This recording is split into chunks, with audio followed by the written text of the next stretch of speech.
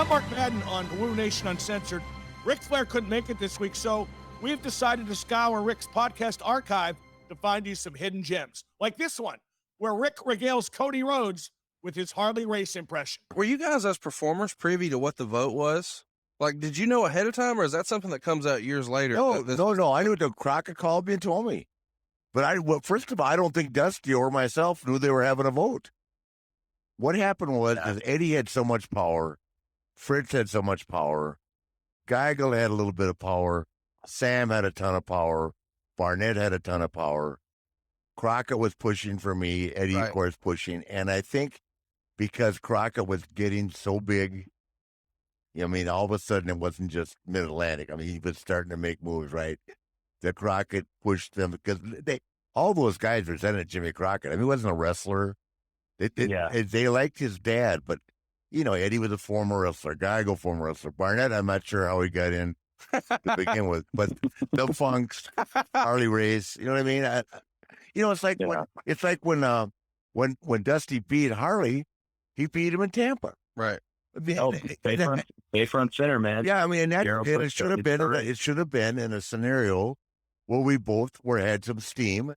We would have torn it down. I mean, but we're sitting there and people are looking at us like, hey, I guess I know Dusty Rhodes. I definitely don't know Ric Flair.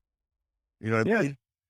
Well, it's funny you mentioned that him winning it in at the Bayfront with Harley, because I'm just now thinking about you at Starrcade '83, and it's I believe it's the exact same. It's the same finish. It's a crossbody from the top. Yeah, exactly. Yeah, correct. Yeah, same finish. Harley, man. Yeah. That one that had Harley's number. The old crossbody from the top. Yeah, that had him. Well, let me tell you, it didn't have Harley's number. It had his blessing. Yeah, that worked. Because he could have changed it at any point in time. That worked. I told you my favorite Harley race story, right? You've told me a few Harley race stories on the bus, and every one of them I told you about the Hunter one and the Kurt Hennig one. Mm-hmm. Well, I knew you were talking about Harley because you always simulated you were smoking a cigarette to begin. Yeah. Well, here for the fans that haven't heard this is the first time that Hunter, who came to WCW, Tara Robinson, Olivet, right? Yeah. Walked in the locker room, and Harley at that time was managing Vader. So, and Hunter, Paul Hunter had been in the gym business, and I met him at a Gold's Gym convention because I had the 10 Gold's Gyms. I brought the tape back, and bingo, they hired him. So, we're in the locker room, and I'm just kind of, this obviously is not real, but I like to use these voices. Okay, I go, Harley, I want you to meet a new guy, Paul Levesque, just coming into business.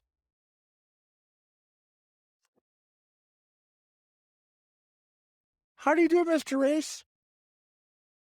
How you doing, kid? I'm good. Who trained you?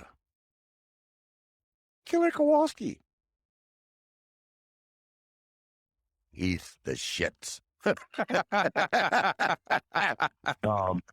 Hunter. I know. What are you gonna say? And then the Kurt Hennig one.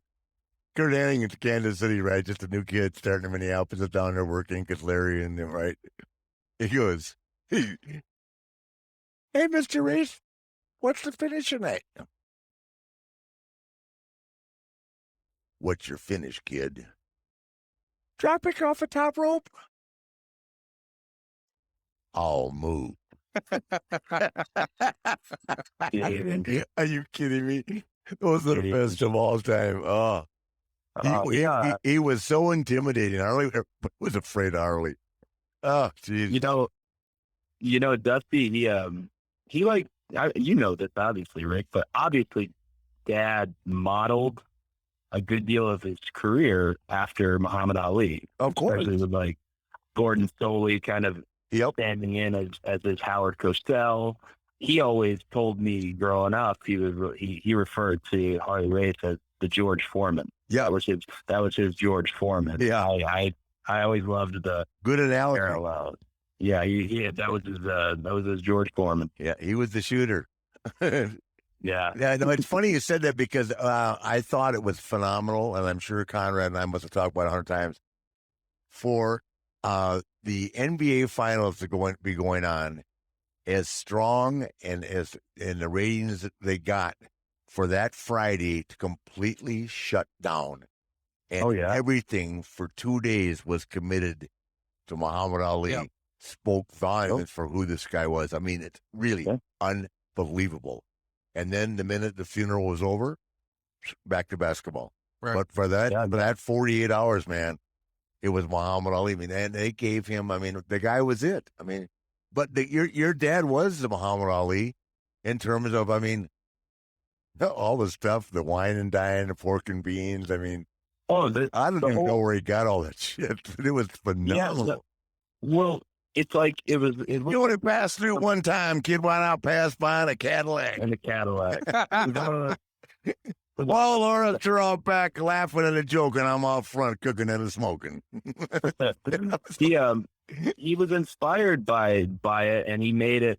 He took it to pro wrestling, especially with Gordon. And you look at those Gordon and Dusty interviews from Championship Wrestling from Florida. I found one the other day that is likely my favorite Dusty promo, Dusty interview of all time, and it's one that very few people have ever seen. It's about Eric DeRed and Sonny King and Pac Song. It's talking about a bounty that Harley Race had, and it's just amazing. But I can see it, especially after digging into Ali here and there. Man, I can see it. It's fun to see, like, because that's pro wrestling. I always like that, where you can take something from the mainstream and you can mold it to your audience. Oh yeah. Well, your dad, I tell you another guy that your dad got a little bit from was Thunderbolt Patterson. Your dad, your dad was the White Thunderbolt at that time. Thunderbolt could talk, man. Yeah. He was average in the ring, but he could talk. But your dad took Thunderbolt's rap and took it to a whole new level. I mean, that thing that your dad, the Hard Times promo that he made about me and that, I mean, that promo may be one of the greatest promos of all time. Absolutely. Hard Times. Well, we can't let him go. We can't let you go, sir, without talking about Tully Blanchard, your most famous feud, the cage match that people still talk about, the I Quit match. Baby Doll was involved. George South has jokingly said that Baby Doll threw a stiffer punch than most of the boys. You guys went around the loop with Tully saying he never said I quit. He just said yes, yes, yes. Just iconic stuff that is kind of an anniversary date of sorts. Carry us through what that match meant to your career and your memories of that whole angle and feud you had with Tully. Well, it's first of all, it's just amazing the fact that that match, that centerpiece match has been, talked about and for so many years after the fact. I mean, I had no idea when we were in the midst of doing it was going to have that kind of impact in the history of wrestling. But Tully and I met when I was working for his dad Joe, and when I had only been in the business 6 months. And he told me straight up he wanted to be the best heel in the business one day. That was his goal.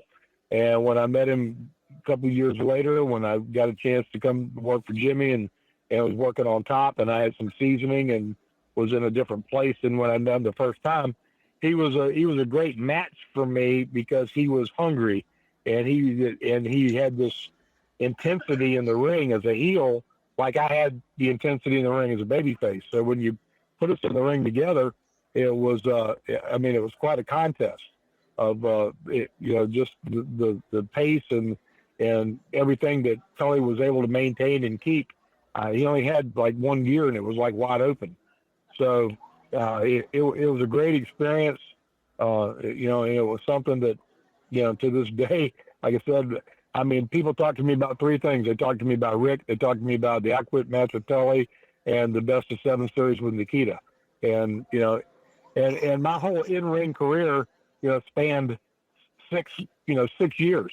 And wow. the things that I get to reminisce with people about, Jim Ross was telling me that too. He said, gosh, I didn't realize it was just 6 years, but it was. I started in 1980 and 1986, had that career-ending deal. and I packed a lot in a short period of time. You did. I didn't realize. I would have thought it was more like 10 years myself. I'm glad you brought that to my attention. Yeah, you did, my guy. Well, you know what? You were that good and you're in the right position and you pulled it off. And that's what matters.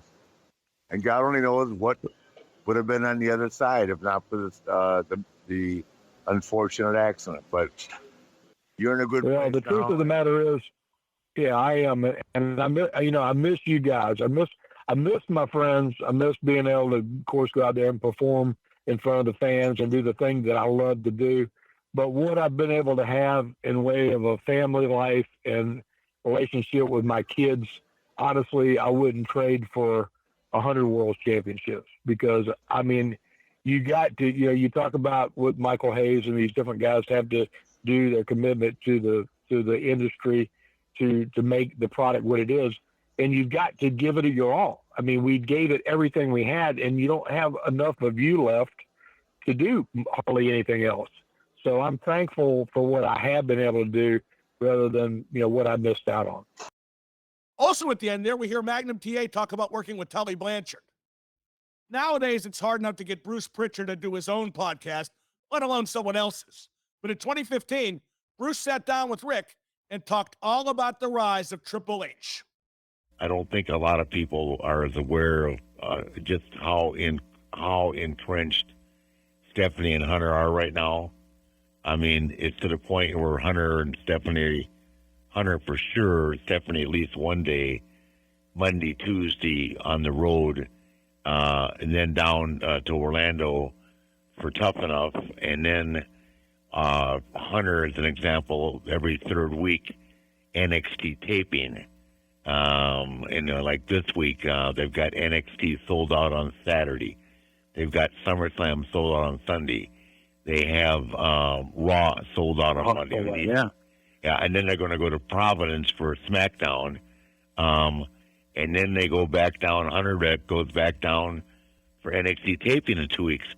And believe it or not, because I talk to Hunter all the time, when he's not on the road, and this is a guy that he's got to have that 2-hour workout every day. He's miserable. He's on Vince's schedule. He works out at 11 o'clock at night now because he's in the office, and so is Stephanie. Because this guy has always pushed Steph in that direction, but he's making sure that Hunter's got a grasp of it too. Would you? I keep using that statement, but that's my take on it anyway.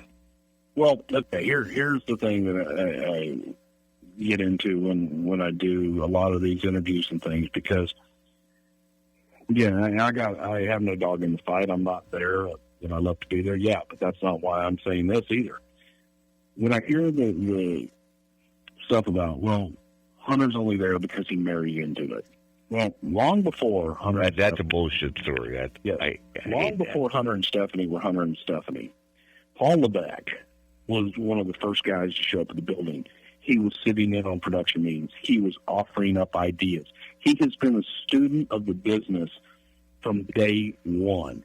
If he had never even crossed paths with Stephanie in any way, shape, or form, he would be deserving of the spot that he is in now because he worked his ass off to get there. And he's good.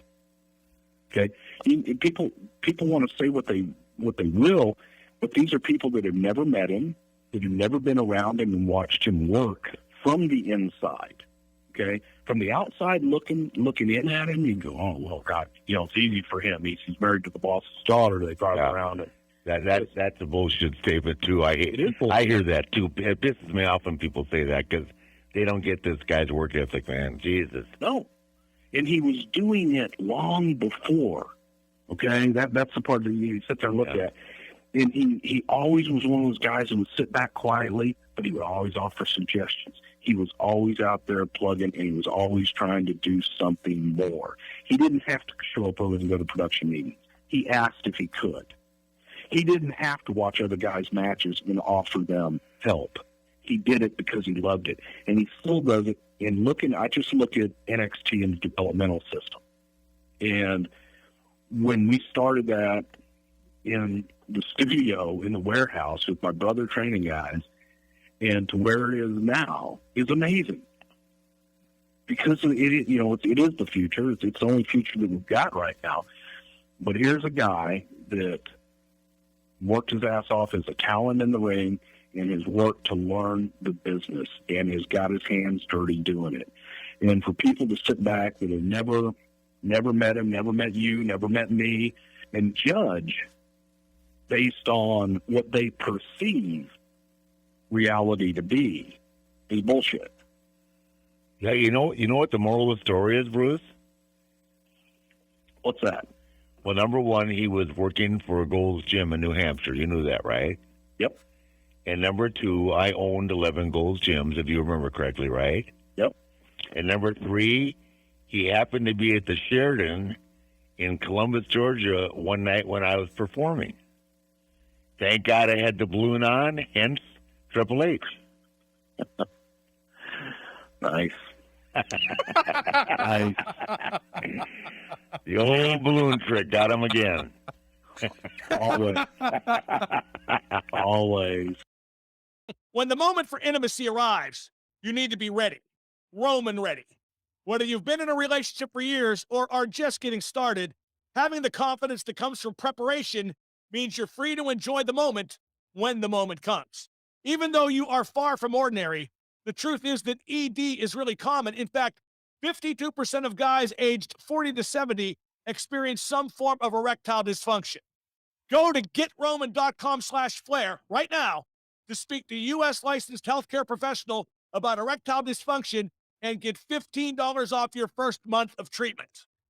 ED is more common than most people think. In fact, 52% of men, can you imagine that, between the ages of 40 and 70, almost 73, will experience some form of ED. The benefits of ED treatment can help you reconnect your partner and rediscover the joy of sex. Roman Ready is confidence personified. It is a self-assurance that comes from knowing you prepared yourself for the moment when intimacy arrives. That's Tell It Nation. Roman's system is completely confidential and totally discreet. No big logos on labels or packages. With Roman, you get a free online evaluation and ongoing care for erectile dysfunction, all from the comfort and privacy of your home. Go to GetRoman.com/Flair today. And if you're prescribed, get $15 off your first month of ED treatment. Make sure you're ready to have confidence and control this fall. Roman Ready. Woo! I don't think a lot of people really understand the importance and, his knowledge and what he meant to the WWF and then later the WWE. So before he gets here, go ahead and give everybody your perspective on what Bruce's contribution to the business really was. Well, God, it's, to me, Bruce is one of the geniuses of the business, of the industry. I mean, he's right there with my estimation with Michael Hayes and Pat Patterson and, Dusty and, of course, Vince and Stephanie and Hunter. But, I mean, he was there when the Undertaker thing came together. I mean, he's been there through so many pivotal positions for the company that, I just think his knowledge of the business and the fact that he is a great entertainer himself. I mean, the Brother Love thing I thought was one of the best of all time, and he pulled it off. I'm not even sure why it's not there, and I'm not sure why it's not with WWE right now. But I do understand that he's had health issues with his wife, and he's at home now, and probably his schedule up there, which is very hectic, as you know. It would be a lot for Bruce, but it's not for lack of credentials or credibility. He's a genius. Yeah, and I'm looking forward to getting some of his insight on, some old fun stories. But really, since we are WrestleMania season and it kind of seems like that's what everybody's talking about, I want to hear his perspective on, if he was still there booking, what he would do for WrestleMania. Yeah, that'd be great. I think that's a great question. I think the problem is that no matter what he said, he wouldn't have final say. I just asked Michael Hayes a question today. I said, you're absurd asking me this now. We haven't got to Sunday yet. All right, so Rick, now Bruce is with us. Bruce, we were just kind of talking a little bit before about, WrestleMania season coming up this weekend. We've got Fastlane. You were there for a long time, and if you were there now, given kind of the circumstances they have with injuries and all of that, how would you try to salvage WrestleMania from what the original plans are? It seems like none of that is possible thanks to all the injuries. What would Bruce do? Well, again, it is difficult because of all the injuries. And it's also difficult because you can have the greatest ideas in the entire world. If the boss doesn't anoint it, then it's not something he's going to endorse. It's never going to fly anyway. Right. If I had carte blanche, okay, and based on what they have right now, you're going towards Hunter and you're going towards Roman Reigns. I mean, that's the direction that it appears to be going in. They built to it. So to try and change that now is kind of a moot point. Right. But when you're looking at opponents for Undertaker, you're looking at opponents for Brock Lesnar, those are your money guys. Right. And what are you going to do with them? And it just brings a lot of conjecture. You can fantasy book all you want. Put Undertaker and Goldberg. Right. Is that an attractive match? Sure. Never happened? Possibly. But is Goldberg willing to come in and do business and come in and want to do that? Who knows? Well, let me ask you a question. What makes you think that Reigns is walking out of there? Because of the way that they built it so far. Uh-huh. And with where they're going and the way they built everything, I'm just looking at, I don't have that insider's view. I'm looking at it strictly from a fan and looking at it strictly what they put on TV. Right. I see that it appears that they're pushing Reigns to that point. Yeah. I mean, I think so too, but I just never know because, I think that, every time they need something big, like Brock's on SportsCenter. I mean, it's hard to get other guys on SportsCenter. Right. I never walk away without the possibility that Brock might be in the main event there too. You know what I mean? I'm like you, but I think clearly they have pushed Roman really hard. He really and truly he should be. Yeah. Well, Bruce, if you were to go in with that line of thinking where it was Roman and it was Triple H and maybe Undertaker Goldberg, what would you have in mind for a guy like Brock Lesnar? What would I have in mind, or what would they? I think it's hard because of the way they book certain guys. Kevin Owens, if you had brought Kevin Owens in and you had built him the right way, right? Man, I would have bought a Brock Kevin Owens match. Now, please forget about it. Right. Because I think Brock would just kill him. A guy like Alberto Del Rio, personally, I think that would be a great match, Brock and Alberto Del Rio. If you told Del Rio's backstory, an MMA fighter, was a shoot fighter, he's got a great history, looks great, he looks the part, and he could deliver. I think he could deliver a great match with Brock. First of all, I'm a big fan of Del Rio's, and he and I have become good friends. I did not know he had a background in MMA. Yes. Yeah, he actually fought in Pride in Japan, Rick, years ago. And I didn't know that. Yeah, I mean, he doesn't come across as a tough, bully type kid at all. That's great. I didn't know he had that kind of background. He really does. He's got a hell of a pedigree. He did well in that genre. He did well in MMA. Wow. And he was a name in Pride. He did do things. But you just take a look at him. And if you were back in the old days, you're sitting around smoking a cigar with some of the old-timers go, I can see that kid as a champion. Yeah. God, I could see building an entire territory around him. Well, let me tell you, it won't be because he's not handsome enough. The kid is, he looks like $1 million bucks. He's beautiful. And he's a good-looking guy. The girls would gravitate towards him. The guys would want to be him, and he can back it up when the bell rings. Yeah, and he is a great performer too. I mean, the kid can work, man. He can really go. I'm more impressed by him every time I see him. Well, now that you know that he has an MMA background, I mean, you think about that. If they were to exploit that in the way that he did work like that, he did used to work that what they call strong style, I guess. Right. It's believable, and he made it believable. He's one of the few luchadors that have crossed over and really meant something, and people can buy him and believe in him. Yeah, I think, though, and I'm being facetious right now, but Every time I see Lesnar throwing everybody around, I'm thinking Del Rio likes being on the other side of the ring from somebody else. Because I don't care how tough he was. Lesnar's a different deal. And I don't know how much more Dean Ambrose can take. God dang it. When he calls him out and tells him to come back and bring me more, I die. And I tell him to his face, Ambrose, you need psychiatric help, man. Whoever writing that down, just say no. Yeah. Yeah, thank you, no. He threw both Ambrose and Reigns across the ring last night, 10 feet in the air. It was brutal. You know why? Because he can. And every time he does it, people in the arena, people on TV sit there and go, "Wow!" Yeah, that's why Del Rio should probably sit where he's at. So, Bruce, talking about WrestleMania a little bit, what do you think? What would you do with a guy like Bray Wyatt?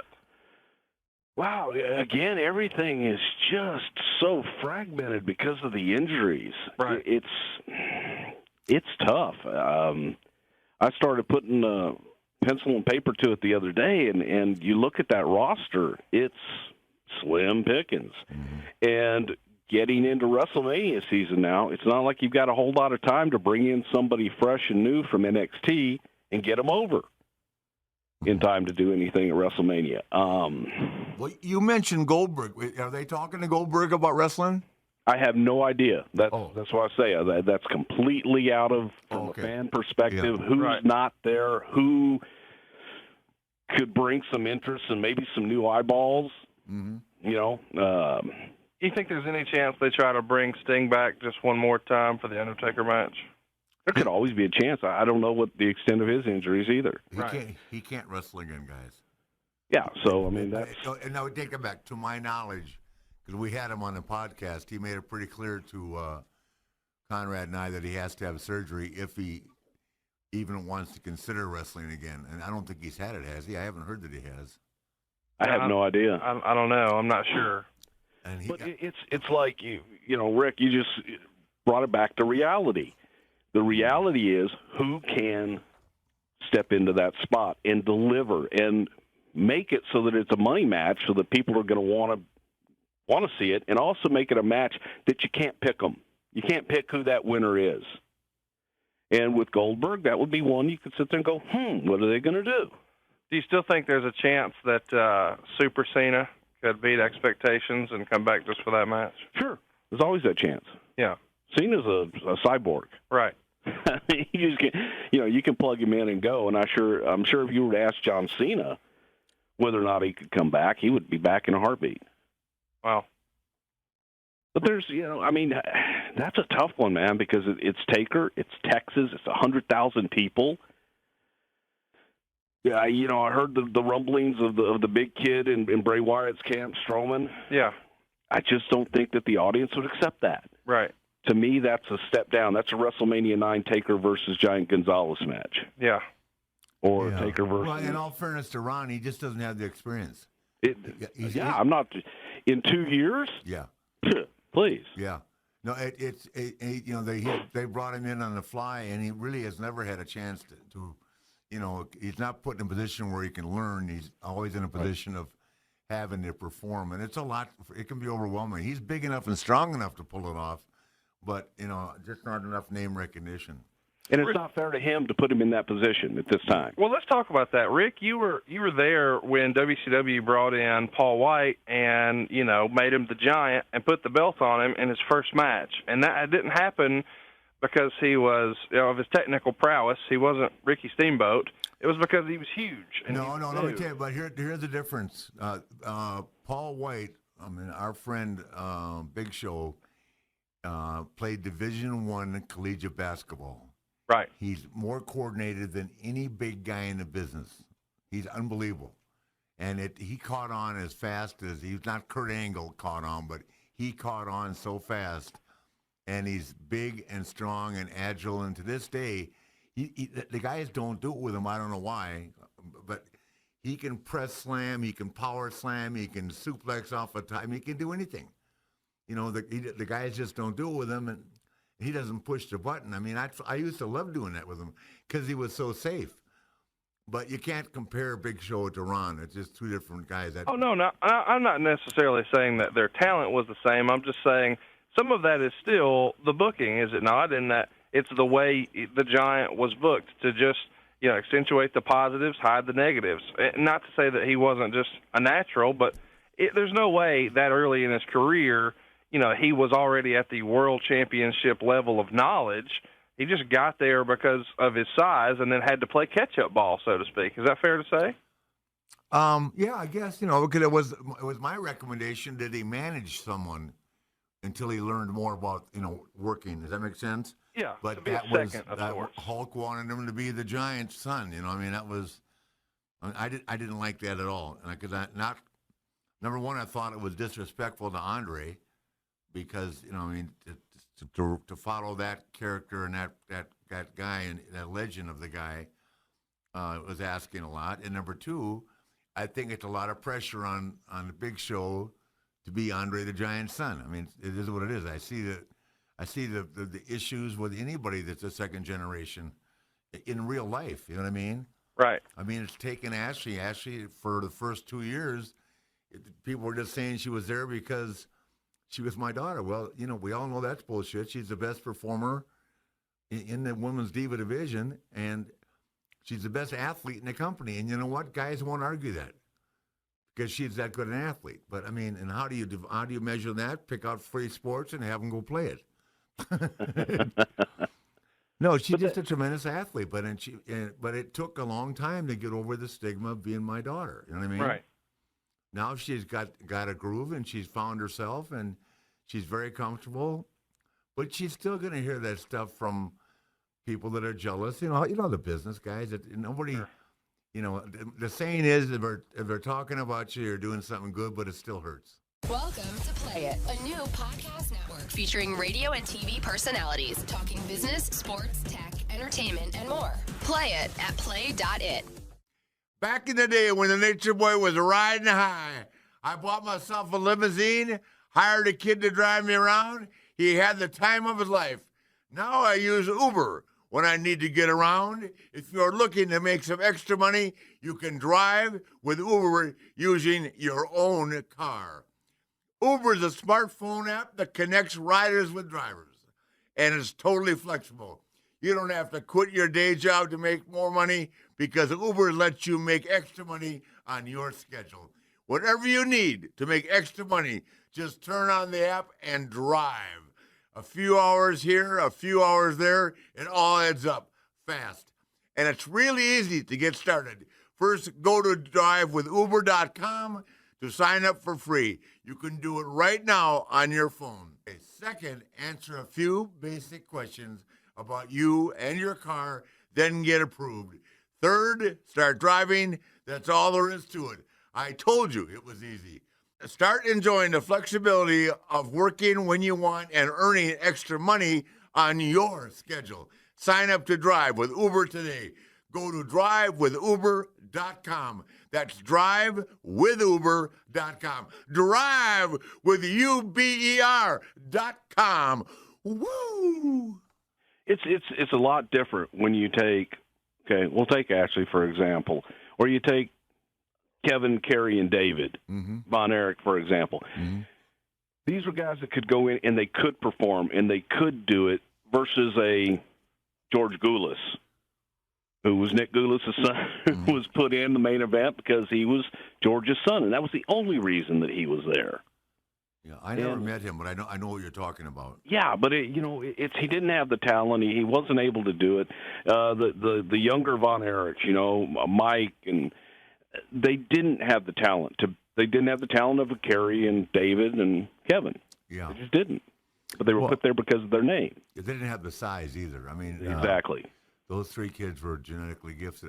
Especially Kevin and Kerry. My God, David was built more like a basketball player, but he was a good athlete and obviously a really good performer. Yeah, right. It's funny. I just, sometimes my heart goes out to her because she and Conrad have bonded because God forbid I say anything. She doesn't believe a word I say, so she'll ask Conrad's opinion. Am I right, Conrad?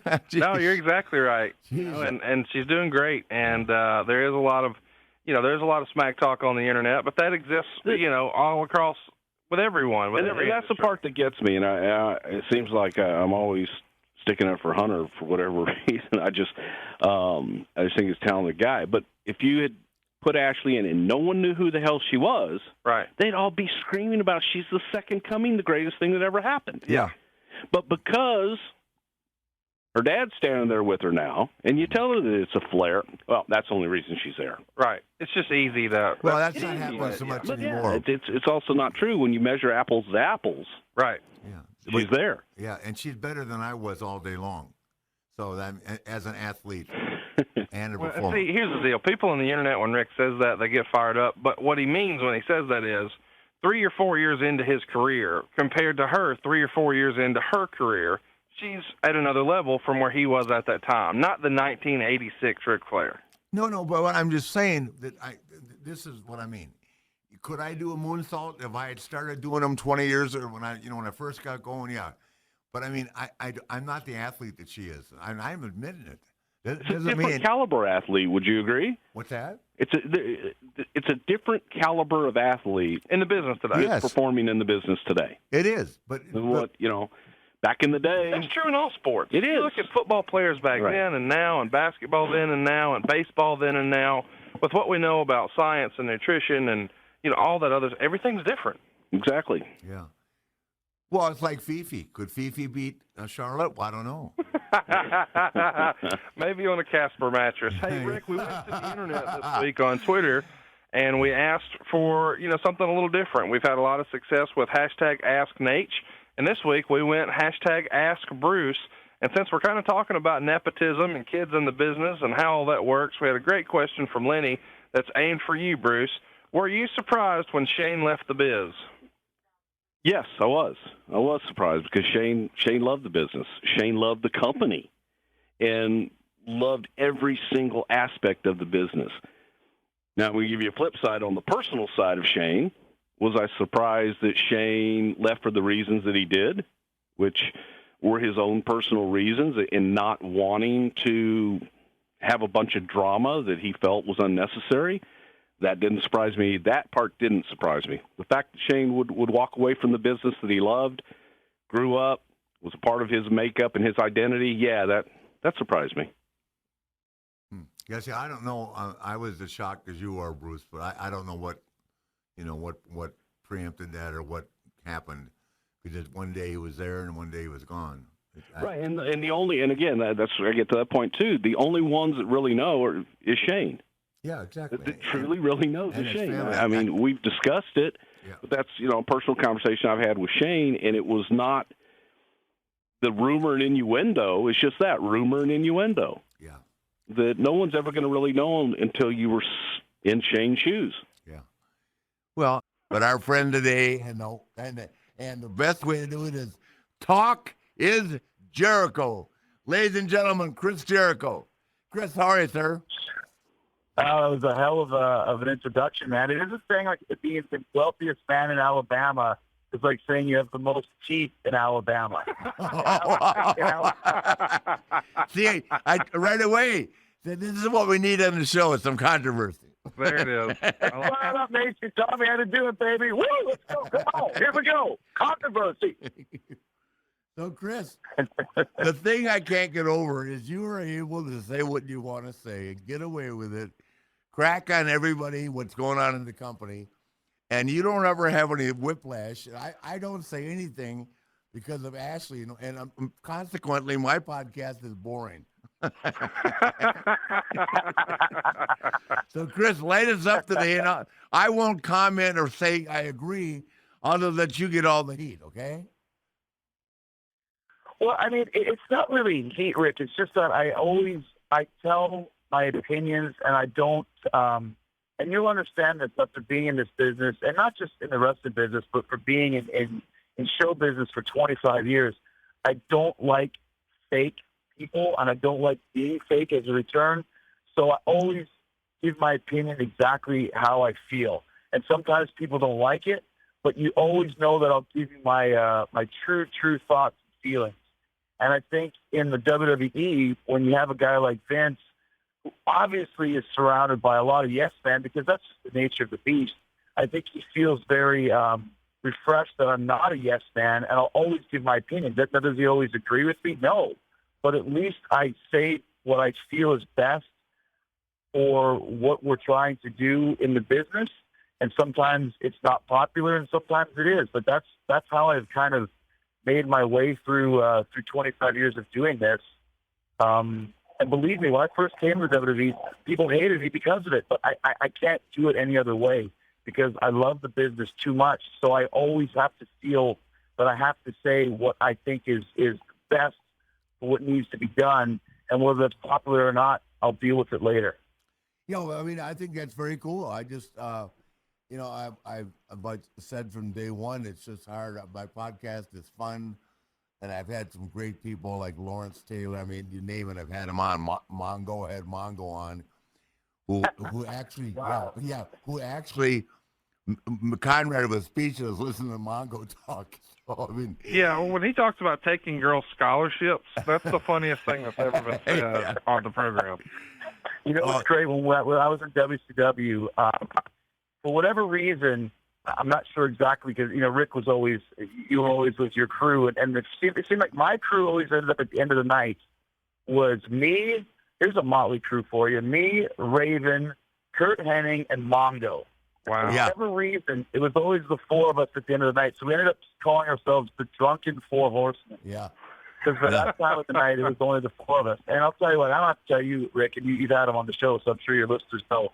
Mongo is one of the nicest guys I've ever met, one of the funnest guys to hang out with, and one of the craziest people I've ever been around, as far as, the proverbial take the Jack Daniels bottle and smash it over his head just to show you he could do it. Yeah, exactly. And on like nothing ever happened. Like, what a true rock star in the business to be around. Even though he came from football, he totally understood what it was that we do, both in the ring and outside the ring afterwards. Yeah, I mean, and like you say, a fabulous guy and fearless. Yeah. And fearless.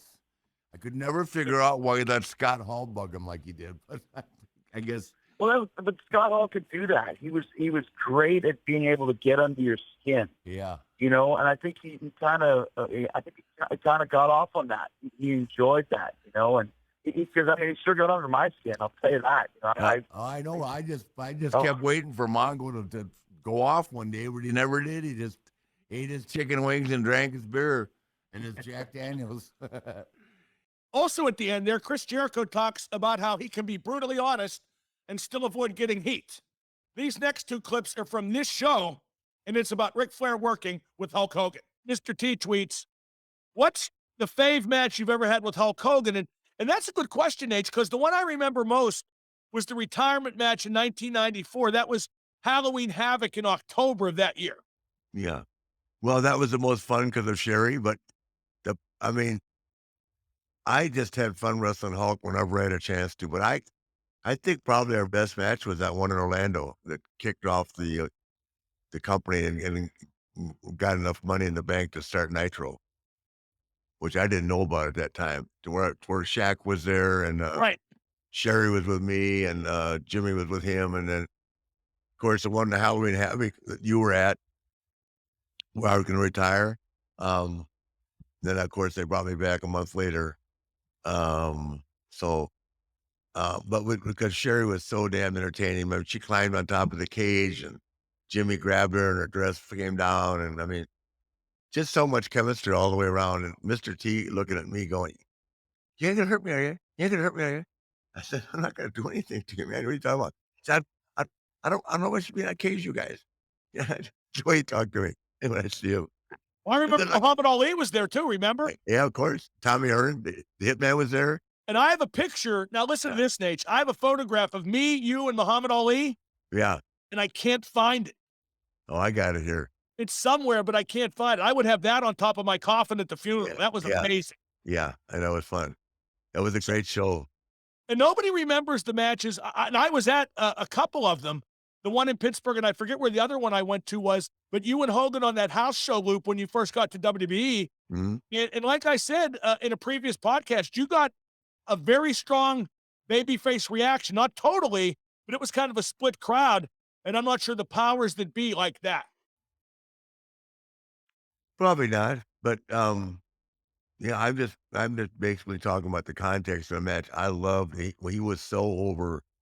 You know, there was guys like when Shawn's a babyface and I was the heel that make Ricky Morton, Steamboat, me against Jack Briscoe and me against or like Terry against me. It took a real powerful heel in character and in work to heel on me. Terry could do it.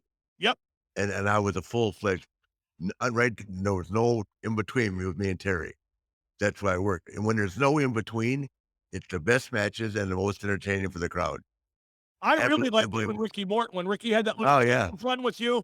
Yeah. The Carolinas loved Ricky. They went nuts. 9 hour draws in 1 week.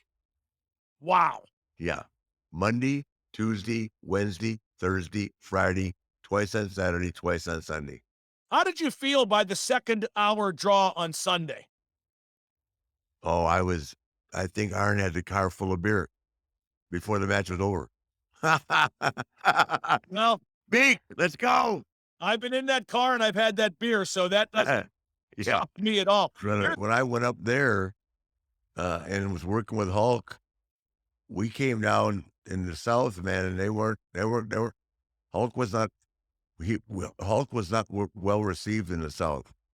You know, we had to put you know, that they accepted us for what we were, and to them, NWA was the wrestling. It wasn't a WWF or WWF at that time. And we had to put soundtracks in to bring Hulk to TV because they were cool.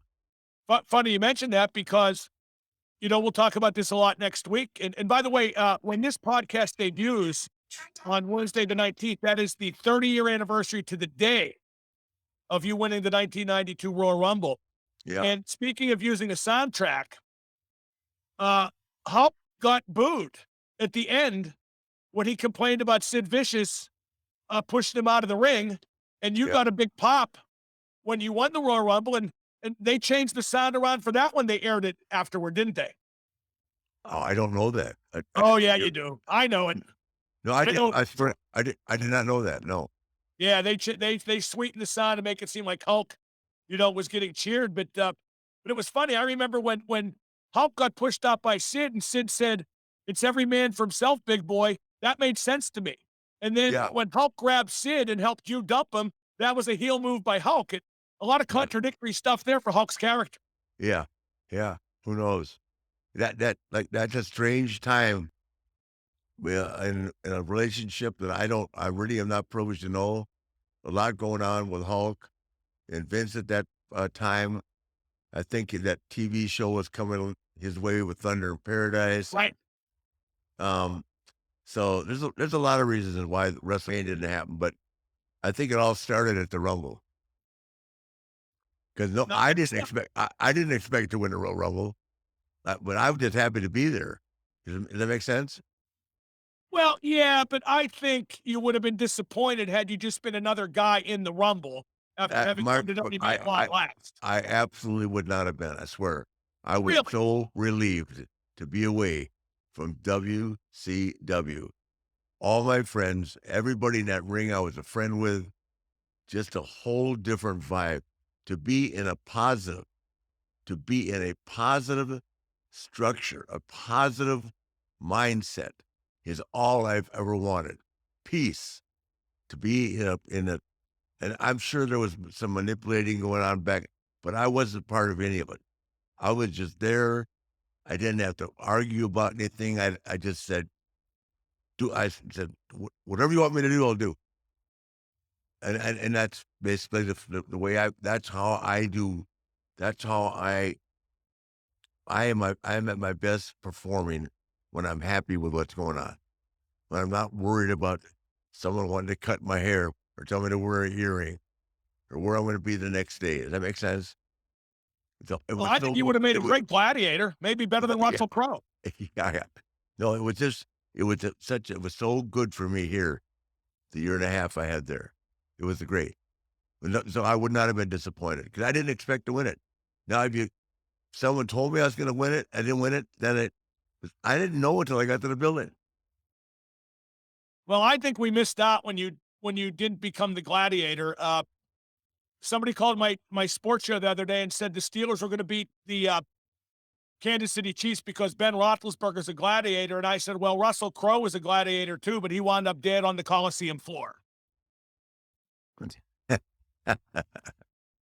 We're just a few days away from the live podcast, Hot Shots, Fallon, Illinois, right by St. Louis, the night before the Royal Rumble. That's Friday, January 28th. And Jim Herd, the guy who wanted you to be the gladiator, who wanted you to cut your hair, who wanted you to wear an earring, isn't he from St. Louis? Yes. He's coming to the event. He's coming to the event. No, he's not. Yeah, absolutely is. Breaking news. Wow. Are we supposed to keep that secret, or can we tell people? Could tell people. We're going to shake hands.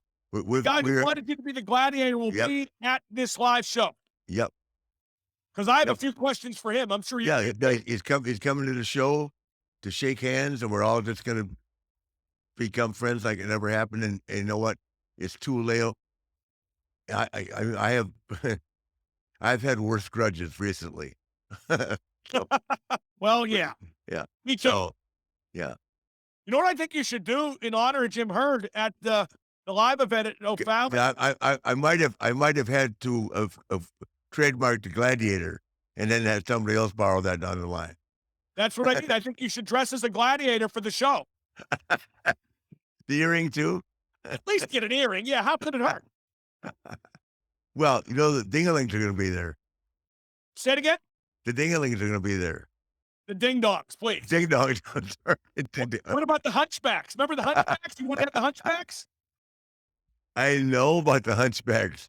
We couldn't find anybody. Because they had hunchbacks. We couldn't find anybody to dig a hole. I can't let it affect my focus. It's very reminiscent of what we were going through in the last couple months of WCW. And Rick, I'm sure, could tell you how nerve-wracking that was.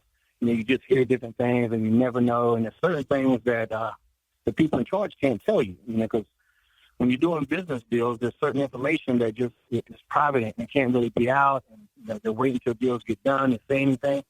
And so I was limiting WCW. I just I can't let this affect me.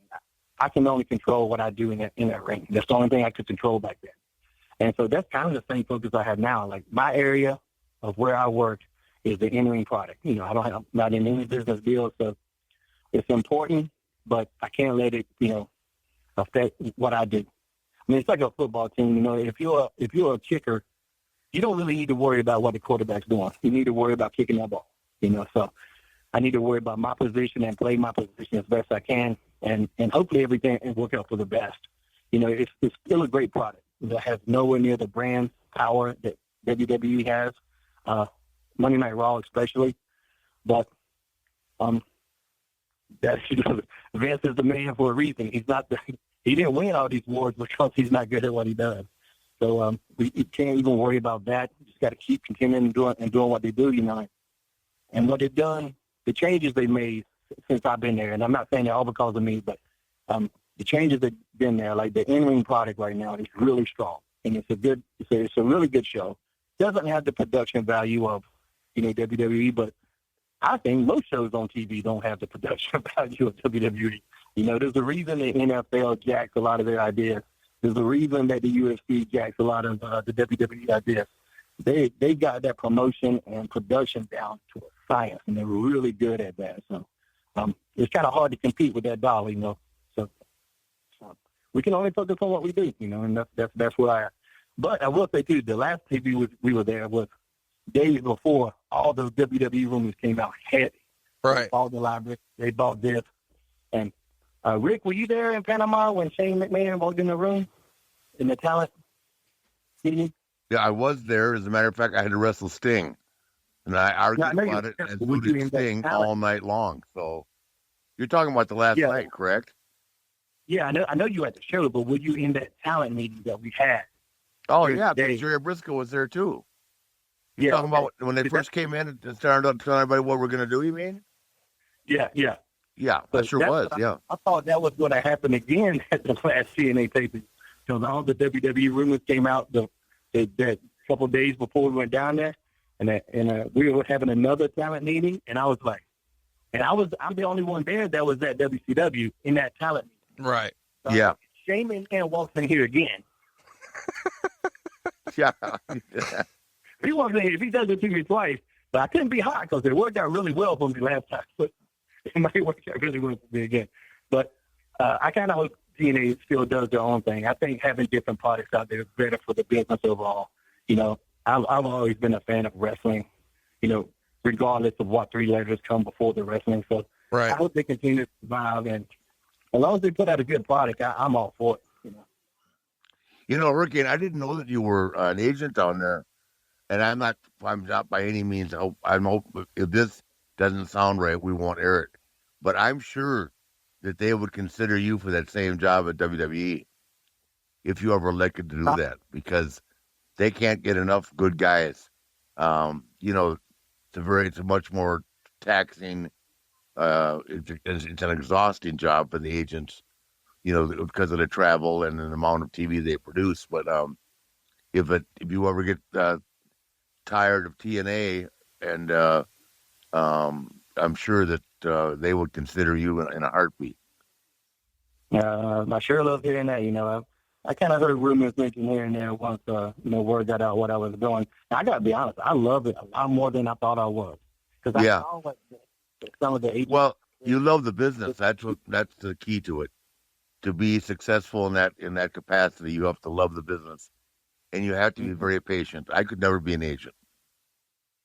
It's difficult. You know, I have a little bit of an advantage in that. One of the things with agents in WWE, they were great at what they did, but some of them, you know, like if you were a heel, you wanted Arn Anderson as your agent. Right. Yep.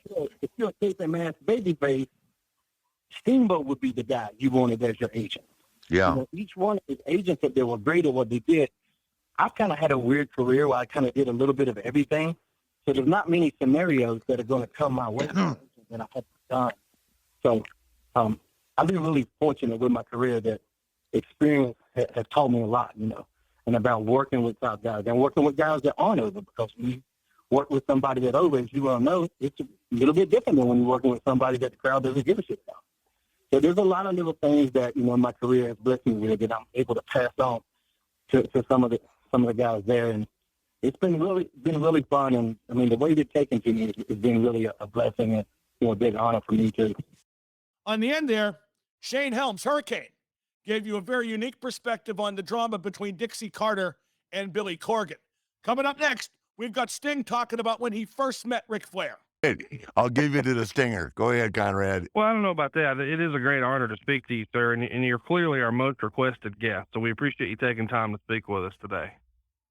Well, I'm glad to be here. Thanks for having me. Well, I guess, you know, what everybody wants to talk about is, you know, more about your and Rick's history, and I know a lot of folks want us to talk about the Clash of the Champions and the Great American Bash and all that, but where did this all get started? Where did you guys first meet? Rick and I, we met, through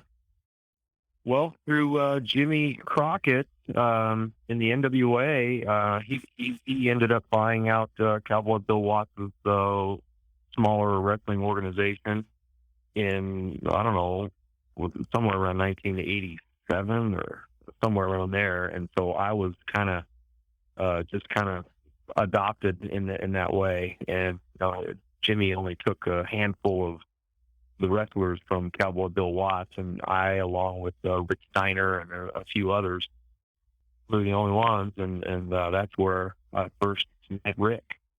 Yeah, what year would that have been, Conrad, when they bought out Mid-South? Yeah, I think Sting has it right. I think that was 87 because the whole Crockett thing happened with Turner in 88. So that would have made sense. When you were one of the guys who were selected to come over, what was your impression of how Crockett was different from maybe the way Watts had run his territory? Well, it just seemed like we had hit the big time, you know. I mean, I realized how lucky I was, you know, at that point. You know, a lot of the guys just found themselves without a job, And we knew about the NWA, and we knew about Ric Flair, and we knew about Dusty Rhodes, and the Road Warriors, and Midnight Express, and we knew about all these guys, and they looked up to them, and we always wanted to get in there and rub shoulders with them, and somehow or another get to that level. So for me, it was like I'd hit the big time. I mean, this is it. Okay, I've arrived now, and now I got to make the most of it. And at the time, well, you did, man. You the day you walked in that door, I looked at you and said, I looked at Crockett and said, "There's dollar signs written all over this guy. Handsome, blonde, painted. Let's do it." God, yeah. I mean, what an impression you made. Well, yeah. I mean, I was given opportunity. I mean, it doesn't mean that I didn't work hard to get there. I did. I mean, I paid dues and worked hard, and I was respectful to the guys that were above me and before me, and kind of listened and learned instead of so many of them over the years, Rick. I mean, you saw it over and over and over again. Yeah. You just can't keep their mouth shut and always want to do it their own way and not even know what they're really even talking about. And so for me, that's just the way I did it. And the next thing you know, you're in this big program with Ronnie Garvin and the big build up, and we go to Detroit, and I can't remember if it was Joe Louis or Cobo, one of the Joe Louis, yeah. Joe Louis, yeah, $110,000 gate, which was huge for the NWA then. And Ronnie wins the title. We come back there less than 30 days later and to a $10,000 house. And so they put the belt back on you, and now they want to put it back. They want you to have a program with, I can't remember if it was Ricky Morton or somebody, but Ricky got hurt. Whoever it was got hurt. So there was no opponent for you. And this was when Dusty and maybe you were in it as well. But I want to put you with Rick. That was where the door opened for me right there. All right, Rick, let's talk about TuneIn Radio. Now, here's the thing. The TuneIn Radio app is all you need for all things audio. Now, with TuneIn Premium, you can listen to every single NFL game for only $7.99 a month, and you're going to get unlimited access to 40,000 audiobooks and commercial-free music, all for one low price. That's TuneIn Premium. All the audio you want for $7.99 a month. Woo! Welcome to Play It, a new podcast network featuring radio and TV personalities talking business, sports, tech, entertainment, and more. Play it at play.it. Well, let me just go back to what you said about working hard. But I know for a fact, because we were married for a couple of years, you wrestled at least 30 minutes every night, 7 days a week, sometimes twice on Saturday and twice on Sunday. So I know how hard you worked because I was with you. We had the best routine, but I tell you, it couldn't have been too difficult wrestling the world's greatest athlete, right? Oh, man. That trot around the ring and trying to cover my face. Oh, Conrad, he used to get in the ring, hit the ropes, and say, "Here's the world's greatest athlete." He'd have to put his hand over his mouth to start laughing. Oh, I also remember the first time working for you, and the first house show we did, and you put me through 30 minutes, and I came back blue. I about passed out, remember? And the next day, I was doing step up. Yeah, it's funny too, because Steve, I'm not saying this by any way demeaning. You weren't a guy that partied a lot. You know what I mean? You just stayed focused, and you were, real family orientated, and this guy's just a machine. And I kept saying to myself, because I kidded Steve, I said, "How do you just not release, man? You can't do this. Maybe you haven't been doing it long enough. You're going to have to find some vehicle of recreation after this, because it's a long night every night." Yeah. Well, you wore me down, Rick. I tried, but I mean, you ended up wearing me down. That's for sure. Everybody did. So. Well, the thing of it is like the thing that's really cool, and there's a few people I can say this about, but I hadn't seen Sting, Conrad, in 10 or 11 years, and I knew he was at TNA, and I'd watched him on TV, but I don't even think we'd communicated. I don't know if they had his number. I did it one time, but you know how there's a relationship with someone that is so special that I couldn't wait to get the TNA, but not because I was going with Hulk and all that, but I was going to get to see. I really like Kurt Angle a lot, as you know, Steve, and and of course I love Sting. And man, there we were back there at the set, and he walked through the door, and it was like we never lost a beat. And then of course they put us in the same dressing room, and I drove him crazy for 2 years. Yeah, no, that was awesome. Yeah, it was a good reunion. I was glad to have you back. I had so many on that. I don't know about you, but I had so many of the younger guys there who approached me later and said, "It was unbelievable to see you and Rick shake hands." I know each other. Everybody thought that was so cool. Well, you know, it's funny. It's very cool. I mean, it's so awesome to look back on your career, and I've been fortunate enough to have that with, I think, pretty much the same relationship with Steamboat that I have with you. But also later in life, I had it with Shawn and Hunter. I mean, I got to wrestle them a lot before I retired, and obviously Shawn at that last night in Orlando. But the thing for me, it's what makes you a little different is you were able to walk away from it, man. The minute I retired, I was lost the next day. To this day, Steve, and I'm with Wendy, she'll tell you, I get up and drive my car 100 miles in the morning and drink 2 cups of coffee before I go to the gym. Just because I'm not used to it. I mean, I still can't. I can't get it out of my blood. I'm not used to this laying around. I can't watch TV. I mean, unless it's LeBron James or football, I'm lost. Right. And so it's just funny, but you were able to walk away and find peace, and then of course, how long were you off? How long did you take off after our match and at Club La Villa, the closing night? You and I were both saying, "Thank God this is over."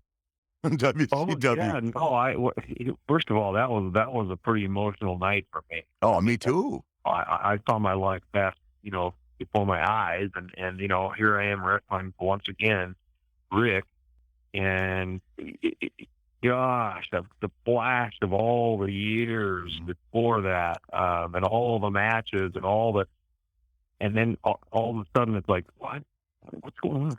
I mean, it's just surreal. It's like, what is happening here? And pretty emotional night for me. And what was the first part of you were looking for something else there, but I just got caught up in that moment because it was I was like you, like, okay, let's get out of here. No, I was saying that I vehemently argued with Vince. I wasn't in shape to wrestle. I wore a T-shirt, and I had just let Bischoff shave my head. I had a crew cut, right? I mean, I had your hair from before. Does that make sense? Right. With the spike? Yeah. And I had a T-shirt because I was so fat. And you just had shoulder surgery, right? Or something like that? I don't remember now. You've been off with an injury too, but Vince insisted. No, it was my elbow. That's right. Both of my elbows. Yeah. Yeah. You had been out too, but he insisted. I mean, I argued with Shane McMahon all day. I said, Sting and I aren't ready. Why can't we be remembered for what we were? Because this won't be anything like it tonight. Right. Because I said, Steve, can you press slam me? He said, no, the elbows aren't doing it. So, it was just a smidgen of what you and I brought to the business. And I actually was embarrassed, but at the same time, I was so happy that place was gone because in the last 5 years for me, aside from when I got to work with you, which once in a while I could talk Eric into, and I'd say, look, I'll bet you anything we get a rating because, you do know that every time they needed something, right, they put you and I together in one way, shape, or form because it always worked. Yeah. It was never an argument. It wasn't about who won or lost. It was just, it is what it was. So, yeah, and you're right about that. And I do remember, at least for a second, I thought I remembered what. Gosh, my mind is going everywhere right now. Oh, what did I do? That was the question. What did I do afterward? It was about, or how long was it? It was close to 5 years. Before you went to TNA? Yeah. Yeah. I mean, I went to New Zealand. I went to Korea. I went to Australia. I went to the UK, a few little trips. I did some third-party stuff here and there, but very little over about a 5-year period. Were you wrestling over there or just doing appearances? Wrestling. Oh, cool. Okay, good. So, well, once you got healed up, I mean, you were still a young guy. I mean, it's funny because we've all been knocked around. I've been the luckiest of all because I don't have any injuries. I did crack C5 in my neck. I remember that. And that, I know, I had that. I know the pain you had in your neck because I thought I was going to die.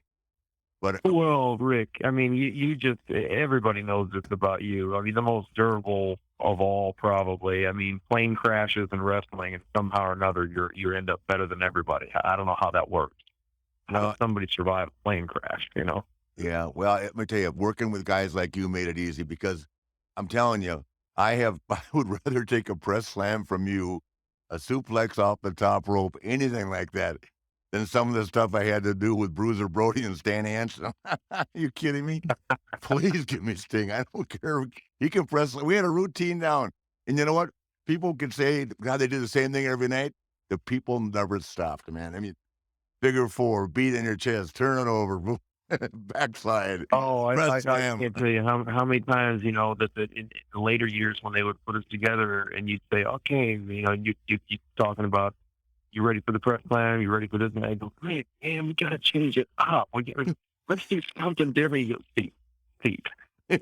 And you tell me that this is a story about, they come here to see me flip over the top rope. They come here to see you beat on your chest. I go, okay. I forget who it was that you said you used to watch. And if you didn't get to see him do that flip over the top turnbuckle, you feel like you didn't get your money's worth.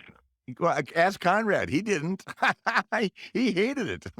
Ray Stevens is who you're talking about. He told me that story. Ray Stevens. Yes. Yeah. The name escaped me. It was Ray Stevens. That's right. Yeah, when I was a kid, if he didn't do it, man, I was so damn mad. I went home and said, I may not watch wrestling again. Yeah, that's what you used to tell me. And I go, all right, let's do it again. Yeah. Well, I mean, how many times, think about it, if I run down, taking the flip, and Steamboat's chopped me running down the apron, right? Then I started doing it with you, and we got just as big a pop with you. Yeah, except for mine was the clothesline. The clothesline, but didn't matter. Dumped off to the floor. Right. And the thing about you, Steve, which really that's the same thing about Steamboat. I will say that. Shawn Michaels, Hunter, the same way. A lot of guys don't like it. Steve, let me whack him, Conrad. I mean, he had that chest, that perfectly carved out chest. Flat on top and he let me whack him, and that's all I needed because that was my offense. A knee drop, falling on my face, and chop. Right. Oh, God, you've had a lot of good lines. My favorite is, Conrad, like you, I swear to God, every Monday, Mongo shows up with $15,000 minimum cash in his pocket. And I go, Mongo, but by the time you went back, there was a lot of street joints along that road, being a traveling carny that I ain't getting, baby. Yeah, but so I go, Mongo, what the hell you do with $15,000 every week? He'd come in on Monday, wouldn't go home till Friday. He just stayed on the road. He said, kid, I got more money than I got time. Go out. Well, that was us laughing backstage. Man, I got some. There was more fun in that backstage in that locker room on the wrestling road than I'd ever had on a football road because that was a grind and that was serious. But man, that locker room backstage that was what made it fun for me because the road was you're a traveling carny, Flair. Jesus Christ! I'm traveling with you. Yeah. The problem is, every man's got to get out and experience his Dante's Inferno. And let me tell you what, I've been to the ninth gate of hell. Yeah. Where would that be? Some places like Houma, Louisiana. Yeah. I don't care who you are, what race you are. You don't stay there after dark. You get out of that town. Places like that, yeah. Beautiful. So, Mongo, tell us some Ric Flair partying stories. You know, nasting is a thing everybody wants to talk about on the show, and surely you've got a fun drinking story or partying story with Ric Flair. Yeah. Oh, Flair. You know, he wears his panties out in the ring. He's an exhibitionist. You know that, don't you? All right. We're at Caesar's Palace, and you know when you walk in the round casino and then the elevators, that main little walkway to the cross, and you're at the elevators to go to the rooms. All right.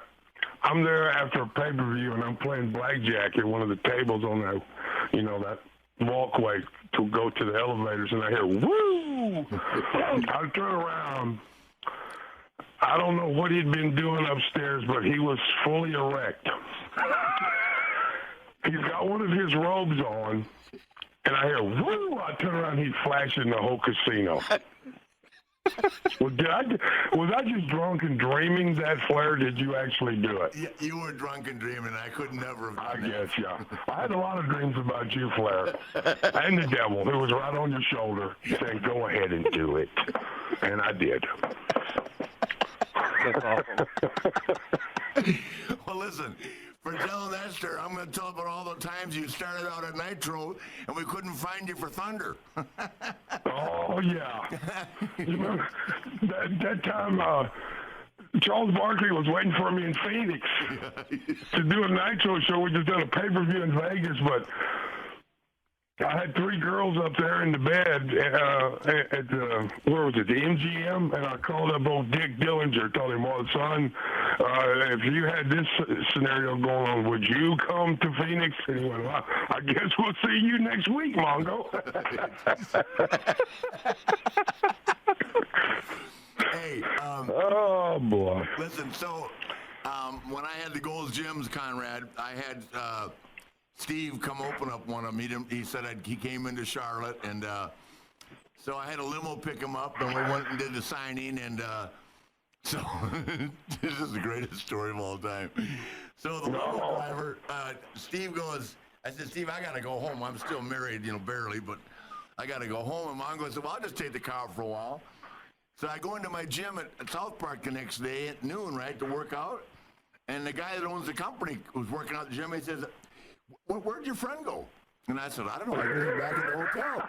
He said, he's not back at the hotel. He said, and my car's not back yet. I said, what time is it? He said, it's noon. I said, you kidding? We didn't find Mongo until 6 p.m. that night. And then he checked into the hotel. Show up. You know, hey, listen, then he checks into the South Park suites and calls me because he's already gone through 10 grand and says, can I have $1,500? I said, of course you can.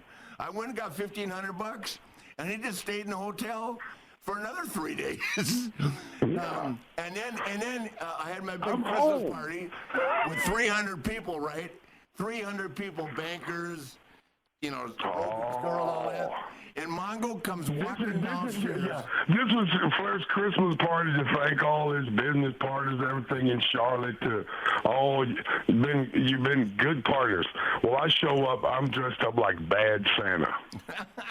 I got the Santa costume on. You know, I haven't shaved, so I've got 3 days of stubble, and I'm carrying a Jack Daniels bottle and drinking straight out of it. And smoking a cigar.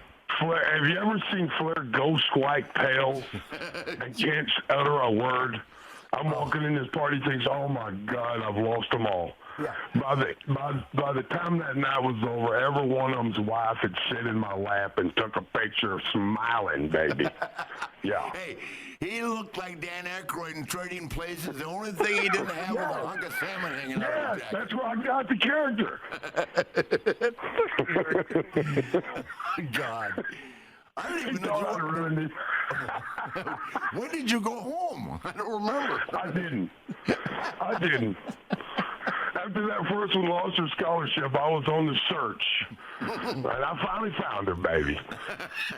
I was just here playing Go Fish with our offspring. Boy, it's great being a dad for her. I'm glad I waited, because it would have brought me down to earth so bad I would have been a pussy out on the football field. Yeah. Yeah, mine. Flair, she FYI, 7 years old. She jumps up on the bed the other day to look at me. I said, "Don't worry, you're going to be tall like Daddy one day." But she said, "But not as fat, right?" So it's great. The other day, they're both ignoring me, and I'm in here play whining.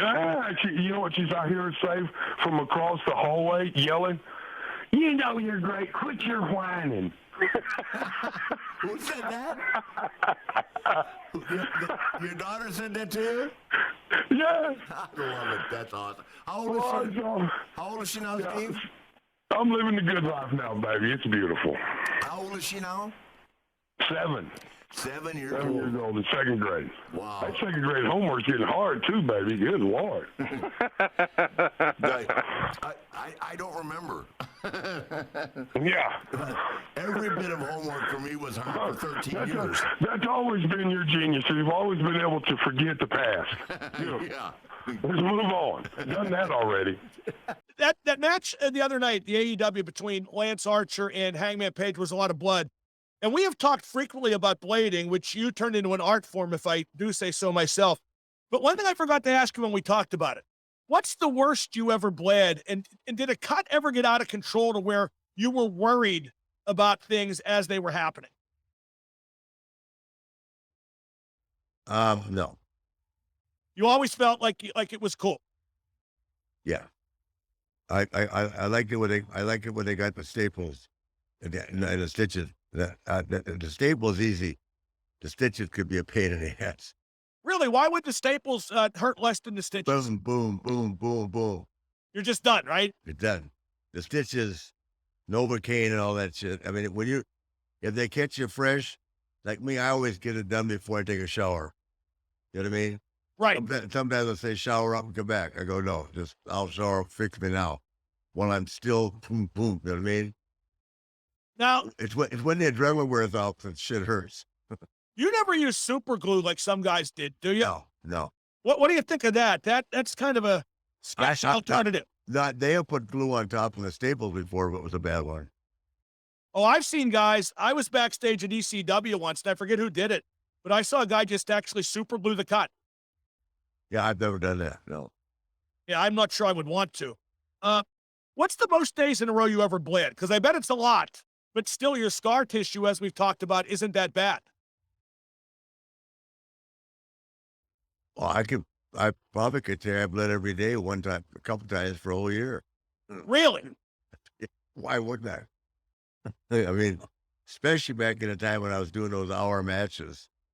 I couldn't wait to get the blade out. You could get if nothing else is going on, you could always get it with a blade. Now, your white hair was made for blood. Yeah. One of my first exposures to Ric Flair, I think I told you, Rick. I used to like swing it in the crowd. Well, I've told you many times, and certainly years ago, when I was a kid, the first time I saw you was, if you hung a UHF antenna out the window of my house, because I lived on the high still in Pittsburgh, you could get, I forget if it was the station from Johnstown or Steubenville, either Johnstown, PA or Steubenville, Ohio, but they had Mid-Atlantic Championship Wrestling. Mm-hmm. So I saw that stuff. It was on 1 a.m. right after WWF on WOR TV from New York. So that was my first exposure. But my other exposure was you on the cover of the After magazines, like the Wrestler and Inside Wrestling. Yeah. Do you have any of those pictures? Some of those pictures with you bleeding and the white hair were unbelievable. I had all of them, but once again, they're in the hands of somebody that decided to keep my memorabilia. One of the wives. We got to get it all back someday, Nate. What do you think? Yeah, that would take a lot of groundwork. That's true. Isn't it funny? Last week I discussed how Tiffany stole 7 robes. That didn't make the news. Isn't that crazy? Well, nobody cares about shit that's real. They always want to jump on the stuff that's make believe. What would make it tough to reassemble everything? You have to make too many stops. Yeah, exactly. It's not a matter of if Ric Flair blades on this podcast, but when. It's WrestleMania season, and Rick had a match with Mr. WrestleMania, Shawn Michaels, and they talk all about it here. Yeah, it took such a realism, that it was just it was hard enough to get caught up in it. And of course, when I get with, when that kind of stuff and that kind of emotion starts to, to happen, see, for me, I don't fight it. Because, I mean, to me, if you don't resist it, it helps it. The more you get into it, the more you, become part of it. Dude, it just works better. You know what I mean? Again, that's why to this day, there are a bunch of dudes who think they're big, bad, rough, and tough. But every one of them will look at you and go, dude, I cried when you looked at Richard and you loved him. You know what I mean? Yeah. Oh, everybody did, yeah. Including me. Yeah, no, but I did too. But that was the point of all of that, was to tap in to something so much bigger, in all of us.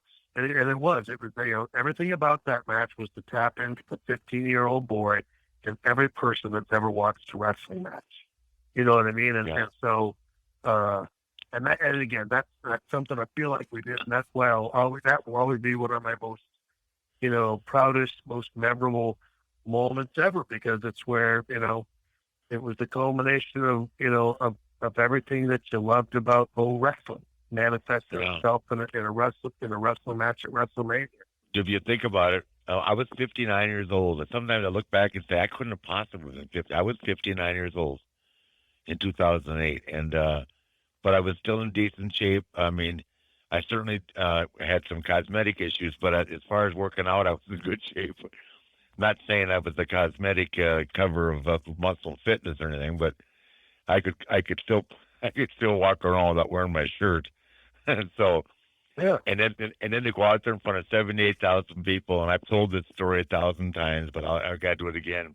First of all, when we went around with Michael Hayes was our agent, and we, went and talked and sat down and whatever, he said the first day we got there in Orlando, he said, listen, you're going to do something you've never done in your life. You're just going to keep your mouth shut and listen to this. He said to me, I mean, God, he was serious. You just keep your mouth shut and listen to this. I put a lot of thought and time in this. I didn't fly over here from Texas to have you keep me shit. This is what we're doing, and this is it.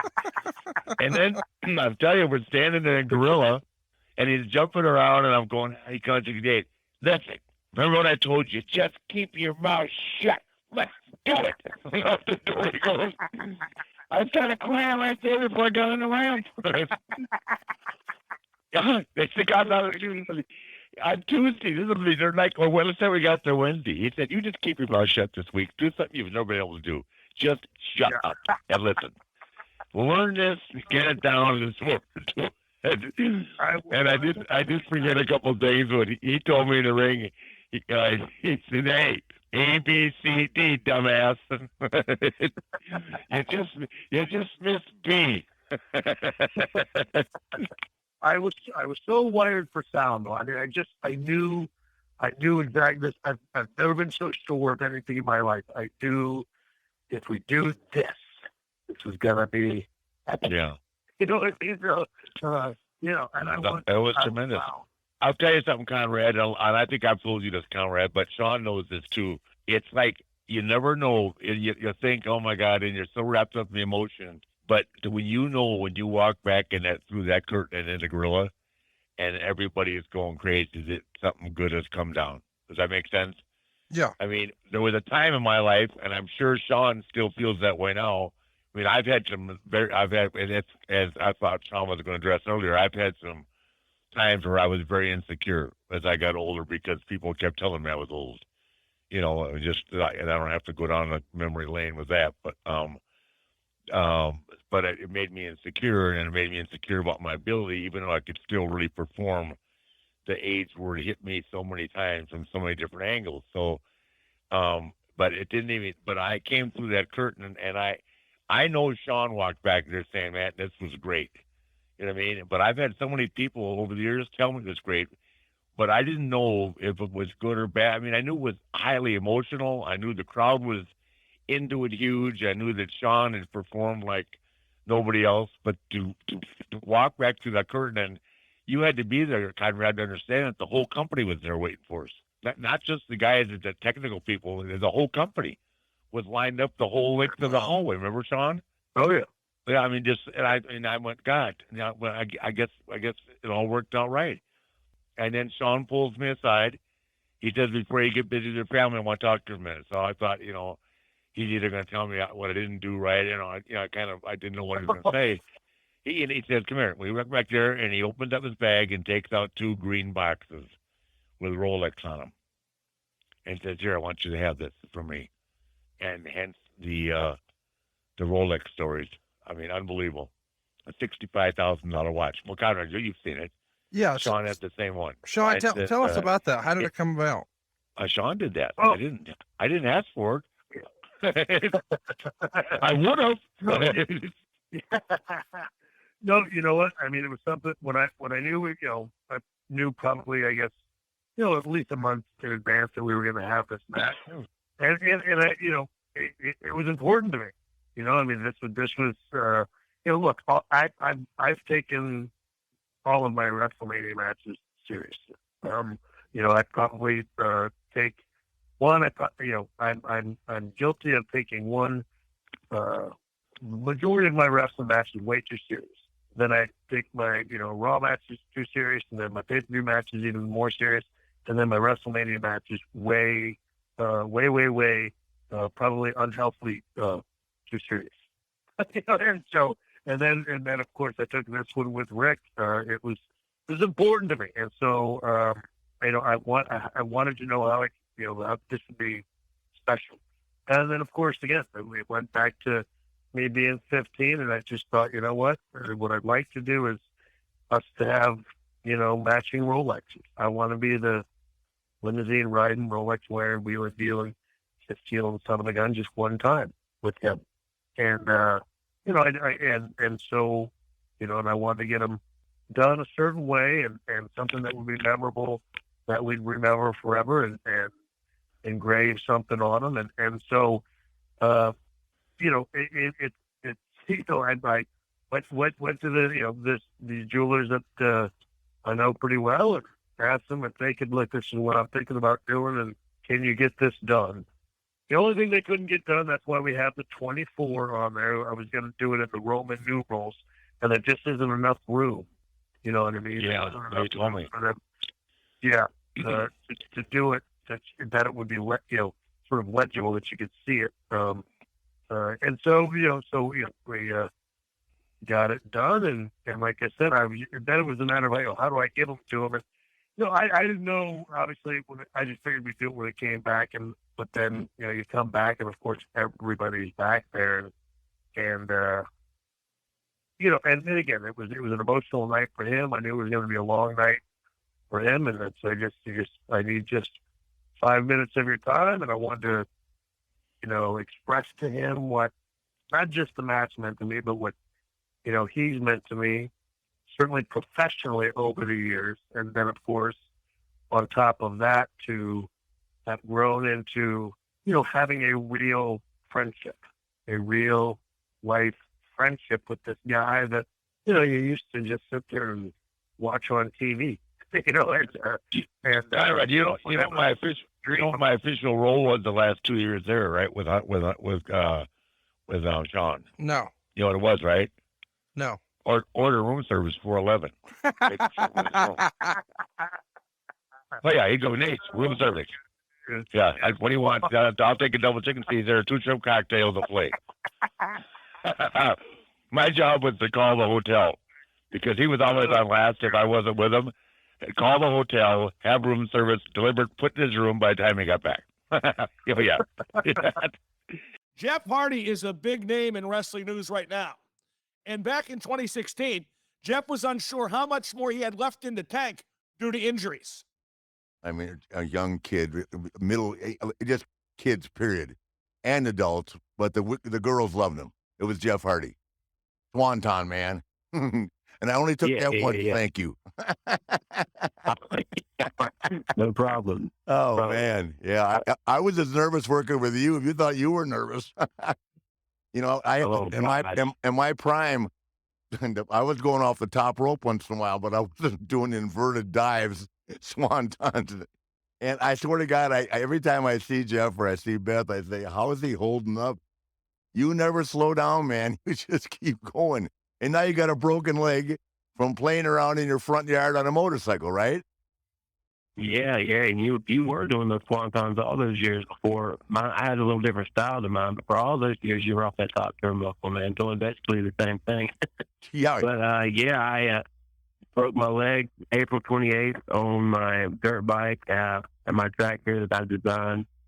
I'd made 3 jumps, probably 2.5 years ago, and I've been terrified of them. But I was wrestling good when Matt and I won the TNA World Tag Team titles. I feel like I was wrestling the best I've ever wrestled in my entire life. And, and I was also riding good because during my whole career, I've always rode, dirt bikes, motocross in my spare time. And I finally built up the nerve to do one of them, and it went great. I made it. I waited about a month before I attempted the next one, and again, it was terrifying, but I got over that fear and went for it, and I made it. It was great. But that third one, man, the same kind of thing. I was afraid. The fear got the best of me because I could have hit it a little faster, but I came up short, and it was horrible. I mean, I cased the landing so bad, and I just remember waking up on the ground and in terrible pain. I couldn't breathe, and for the first time in my life, I could not get back up. And my buddy was up there filming it, and I said, "Yeah, we got to call 911. I got to go to the hospital." So at first I thought I broke both legs. It felt so intense, but luckily it was just my right leg. And now the problem is, after 4 to 5 months of dealing with that, my knee was swollen for so long. So I finally went back to the doctor that did my surgery. And I said, something going on with my knee, man. You can really see it now that the swelling's starting to go down, and it just moves like it's so unstable. And he said, "Oh, wow, you must have a torn ACL." I must have missed that because I was just focusing on fixing your tibia.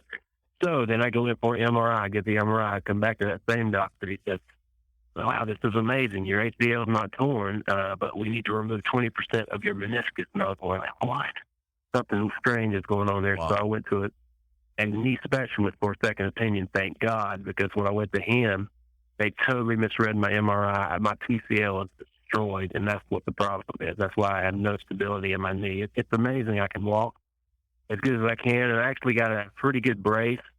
It feels to stabilize it pretty good. I think I'm gonna try to wrestle with it, see how it goes. But I mean, I'm definitely looking at a surgery to go in there and surgically repair it, because for me to ever be back to, because there's so many things I couldn't do now as far as landing on my knees, especially the way I wrestle. And I mean, I would have to totally modify my style, which I'm going to anyway. But long story short, they got to go in there and take out that rod that they put in my tibia to fix it, and drill another hole through the tibia to fix the PCL. And then 6 to 9 months, I'll hopefully be 100% again.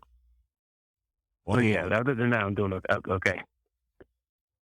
Yeah, well, I only keep up with you through what I hear from people. I mean, I talk to you guys when I see you. I've seen you, I guess, last time I saw you was in Charleston. You and Beth were there with Matt at a signing we had with Steve Perkins. And and we talked a little bit there, but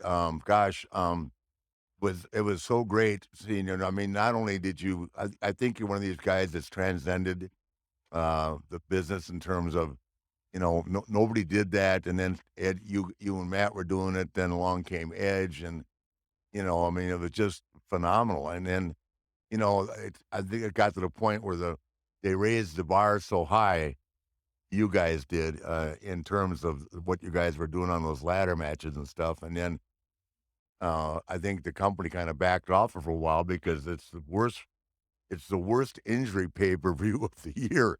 And this year they only came out with one guy getting hurt. So, and even that wasn't too bad, but what you guys have put yourself through. And I mean, to this day, that the 2 greatest bumps I've ever seen, obviously Foley going off the cage onto the table, but they play that spot of Edge spearing you in midair 12 feet in the air all the time. And I'm going, not a chance, Nature Boy. Not a chance. And then of course, they put me in a couple of those damn ladder matches, one with Edge and then one with your brother. And I looked around and I said, I could take the suplex off the top of the ladder. That was no problem. I just have no offense. And so I looked around and that crew, we were in Chicago, and I walked up to Matt. I said, "Matt, here's the deal. I'm going to take that suplex off the top rope, but I'm only taking it from you, Val. So all these other guys standing around are thinking about giving me that suplex that Vince wants me to take. The only one can me. And Matt said, I won't forget you. So in other words, I'm climbing up the top of the ladder, and it's not you climb up on the other side, Matt. I'm climbing down. I don't care what they say when I go backstage. So sure enough, Matt gave it to me. We made it. But, I mean, the 12-foot ladders taking a suplex off the top. When I took it from Edge, that's huge. It doesn't hurt your body. But for me, like, I've got that inner ear thing. It knocks that thing on my inner ear out, right? And yeah, right. Yeah. And then I made the mistake of telling Edge we had that one in Raleigh, my first ladder match, and I told Edge, I said, I can't do anything, but I can take the bumps. I said, what can we do that would really be cool that you've never done? He said, well, I could put you on a table and jump off the top of the ladder. You know, it's 12 feet high. He said, that'd be pretty cool. I said, well, I can go. We can do that. Well, I had no idea what I signed up for there. So he put me on top of the table. I had cut myself, so I couldn't see anywhere. I was covered in blood, which always that helps conceal my weakness in the ring in terms of ability. I can always bleed. And he jumped off that thing on top of me, and the table broke like nothing. But you forgot that he weighed 240 pounds, and you bottom out. No matter what happens, you're bottoming out with him on top of you. And I went, holy Christ, what have I done to myself? I was biting my fingers, pinching my thumbs, but I was fine. From that high, that table's going to go, man. Oh, yeah. You got follow-up splash. Yeah, well, that was my claim to fame. That with Edge, and Edge said, can you just push the ladder over? I said, yeah, I guess I can do that. Put it in the right place, though. So Edge basically worked the ladder match with himself, but I was just a component with a blade. Even those 12-foot ladders, I mean, people, they're so big and the base is so wide. When you do, like suplex, for example, man, you're landing pretty close to the ropes, you know, the hardest part of the ring. I mean, it's crazy. And then when you talk about 14-foot tall ladders, I mean, then you're really getting up there. I mean, they do look like 20-foot ladders. So if you ever go and actually look at a 20-foot ladder, which I have before, the base, with it being open, it would probably be almost as wide as the ring. They are huge. But 14 feet feels like 26. Have you been on a 14-foot ladder? That's the highest one yet. But the highest one I found. Listen, they're not getting 12 feet was my limit, and I was hoping they'd put an 8-foot one in just for me. And maybe the people wouldn't notice. Yeah, when I wrestled Matt at the WrestleMania, when Matt and I wrestled, we did I did the leapfrog off. I believe it was off of 12 over a 14. So I was posting off of 14, and that was insane. And oh my God, it hurt so much. But that was the biggest leapfrog leg drop I've done, because those 14-foot ladders are huge. And I mean, speaking of injuries, I don't know, is Christian, he's been injured quite a bit. Do you know anything about that? Oh, yeah. Well, he's got the concussion issue going on. I think he's pretty much finished up in terms of ever wrestling again, as is Edge because of the neck issue. So, yeah, Edge and Matt, Matt had a few surgery, but he is great now. He's wrestling. He's doing. I think he's better than ever, man. But why I bring that up is because I've been so lucky. This is although it was outside the ring, I got hurt. This is my first serious injury that I'm dealing with. So now I realize how much I love wrestling. Because I got to go to these shows and do these appearances, and not being able to be a part of it just kills me. And so I'm getting a taste of what Matt's gone through, Adam, with the surgeries and all that stuff. I realize what that's like now, and it does. It hurts, and I just hope I can get back to normal. Oh, you will. The thing about you, Jeff, is you guys, you've always stayed very fit. You've never had a weight issue and that means a lot when you're healing. I mean, because God, you have put your body through a lot. I mean, it's, you take just 5 years of doing those ladder matches, say once a month or once every 3 months, or 6 years, how many years you did it. I mean, that was a lot. I mean, I just did 2, and it was later in my career. I was in my 50s, but still my body held up. Does that make sense? Even when I wrestled you, I was like 55 years old, right? What was I thinking about? Why? Oh my gosh, I remember my ankle was, my ankle was really bad that night. That's one thing I remember about that match. When I was struggling with that pretty bad. But yeah, that's still so cool to say that I wrestled Ric Flair, man. I appreciate it. Yeah. Well, you wrestled Ric Flair, half of Ric Flair. Okay. The better half was around 1989. But I sure had fun doing it. Well, tell me, so you, I'm trying to put all this together. You have to have surgery again now before you can even start the healing process? Yeah, most likely. I'm going to try to wrestle with this brace on in January. I think I'm going to see what it feels like, but I mean, I'm kind of scared, honestly, to see what it. I don't want to hurt it worse, you know. And I tried physical therapy for a month, and the physical therapist and me agreed. It was like, next, there was several things I couldn't even do. My right leg so weak, and he said, "Hey, man, you could the way you fly around, especially, and even my chiropractor, he said it a long time ago. Oh, you can have that repaired, you know." So, but I mean, I'm going to give it a shot. I think I want to try maybe just like a few easy matches and just see how it feels. I'm just going to have to, you know, avoid landing on my knees and maybe not doing as many moves I normally do and just see how it goes. But ultimately, I mean, I'm going to end up having the surgery sometime early next year, and sadly, I'll probably be missing most of 2016. Yeah, well, you know, listen, I mean, here's the deal. I was with you when I first came. When I first came to TNA, you were there, right? And you showed me your royalty check that just came from WWE, and you've been gone for 2 years. I don't feel sorry for you, okay? Oh, you're right. Conrad. This guy got some royalty checks on the WWE, brother. He's like number 2 of all time. Not trying to give anything away, Jeff, but I saw it, and I went, "You got to be kidding me, man! Let's go cash that and go out tonight." Because Jeff Hardy can drink. I got news for you. Not anymore. Beth's got him on a short lease, but Jeff Hardy can roll, man. We were in Europe one time drinking Jack, and I actually caught Jeff throwing the Jack over his shoulder. Done. Remember that? Oh, yeah. I remember. I was seeing triple, I believe. Oh, God. The greatest story of all time is the night that Jeff and Matt Hardy carried Shawn Michaels to his room. I finally cracked Shawn, and he came down to the bar. Remember Shane McMahon was there, Jeff? Yeah. Oh, my God. Yeah. He told that story. It wasn't long ago he told that story. What a great story, man. That was awesome. Yeah. Oh, my God, that was awesome. Yeah, Shawn kept telling me if I asked him if I was going to grow up instead of going back on the bus and drinking with you guys. I said, not growing up anytime soon.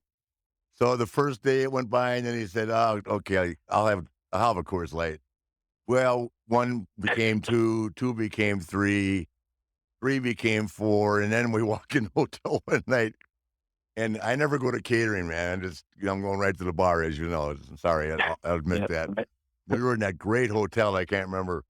And he said, "Damn it, I'm just going to do this one time just because you're making me so damn mad." So I left you guys. I saw him the next day, and the word was out that the Hardy Boys carried Shawn Michaels to his room. And that is legend. He'll never live that down. Oh, God, he's the best. Oh, he's tremendous, man. What a great guy. Boy, he's just... He just bought himself a 500-acre ranch in the middle of nowhere. He's just out there hiding from everybody. Wow. I don't blame him, man. That's awesome. He's on the Ponderosa in Abilene. Oh, my God. Somebody, does he have a show, too, on some channel? Like, I don't know if it's a hunting show or... Yeah, he sure does. Yeah, he's doing real well. Yes. Yeah, and he's got... He's got both the kids there, and they're all growing up. Boy, his son is like 6'2" now. It's unbelievable. Cameron. Oh, my gosh. Yeah. Wow. And they're out there, and they love it. I mean, he loves the privacy. He sold that big place he had in San Antonio and moved out there, and he just kind of like Austin. He just loves to hunt and fish, and he's got, you know, this big private gate. It's like driving in. It's kind of like going into Conrad's house. You know, it's like it's a process. You know what I mean? Okay. Yeah, when you see the Conradison, Jeff, the Conradison is what we call Conrad's home.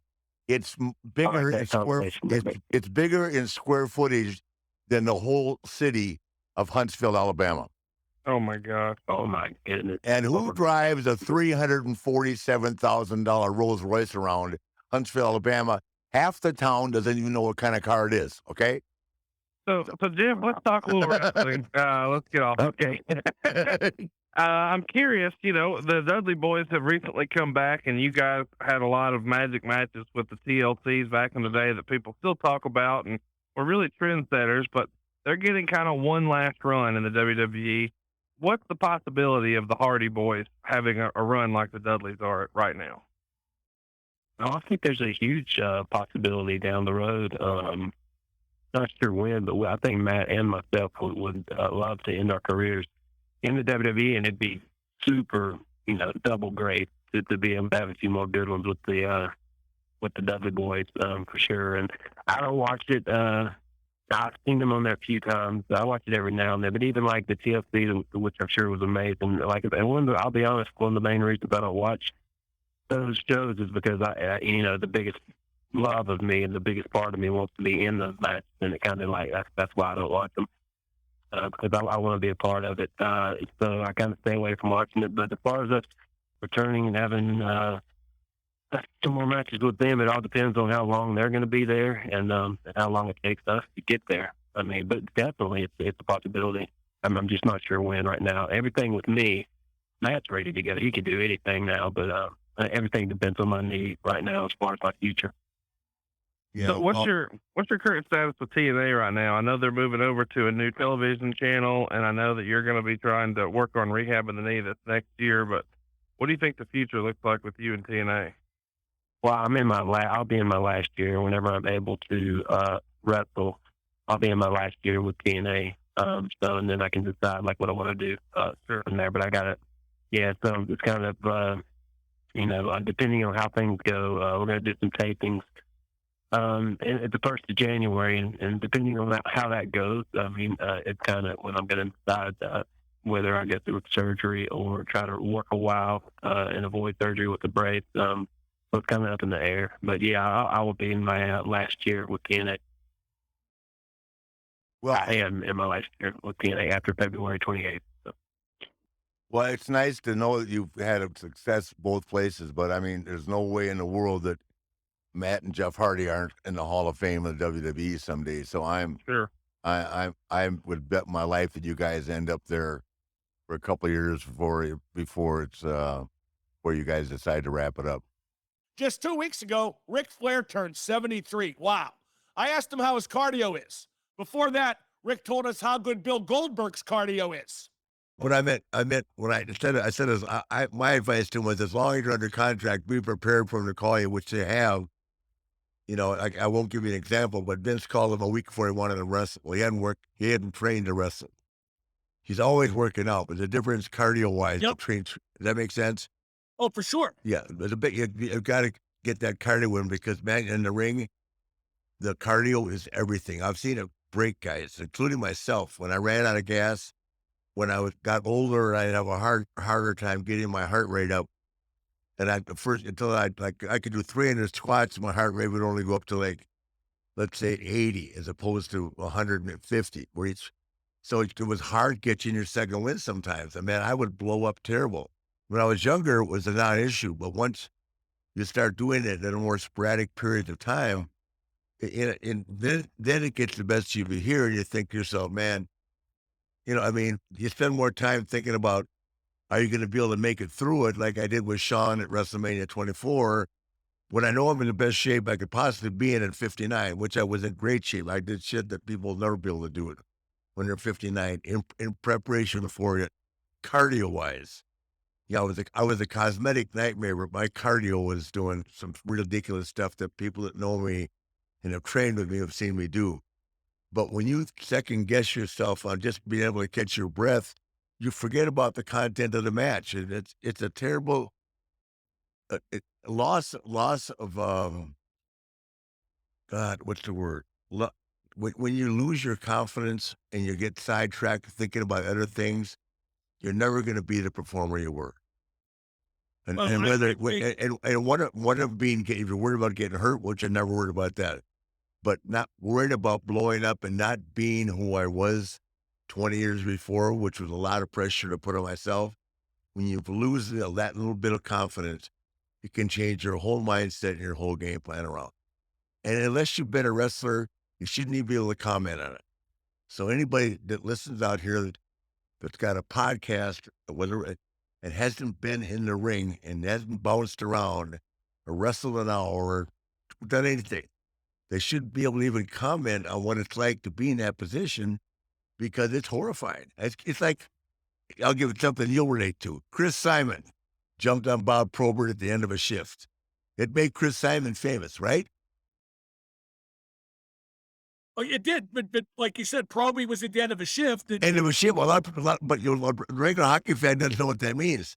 That means he'd been out there for 2 minutes, was completely blowing up, and Chris Simon jumped on Probert, right? So he knew what he was doing.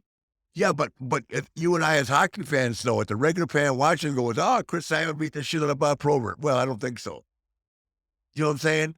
Yeah. No. So when I see a guy in the ring, you never whether he's struggling with what, we're worried about getting hurt, whether he's struggling with trying to keep up, whether he's blowing up.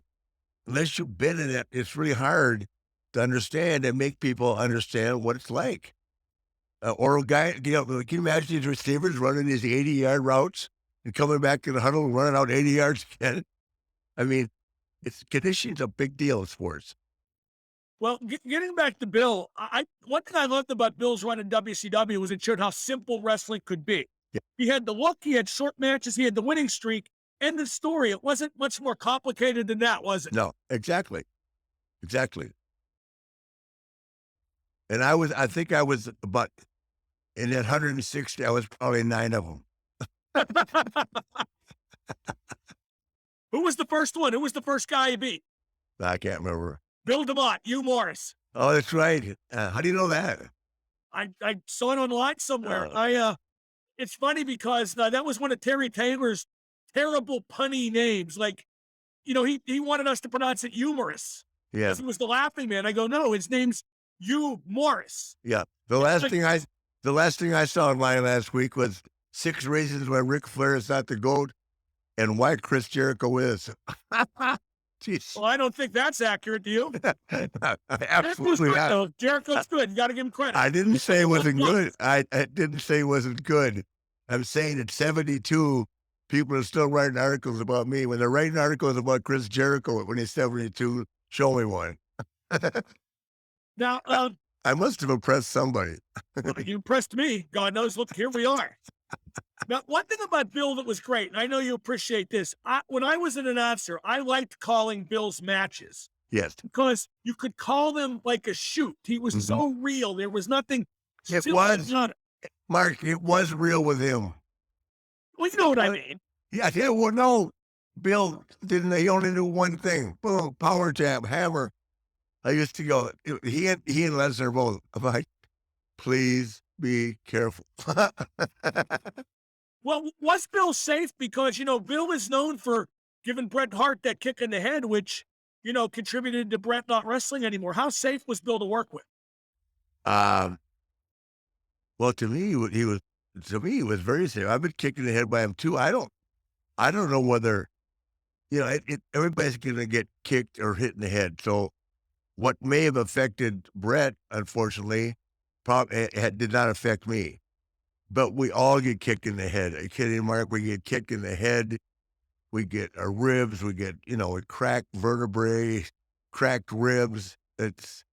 Wrestling's a very physical, tough sport. And that, and what the people that don't understand that, it's ridiculous, because no matter whether it's choreographed or not, these kids put their bodies on the line every day. And when you do it 6 to 7 days a week, sometimes now for these guys, 4 days a week at least, you put your body out there. It's hard, and you've got to keep up with it. Now, two things another thing that was great about Bill was his entrance and his music. I thought that was perfectly produced.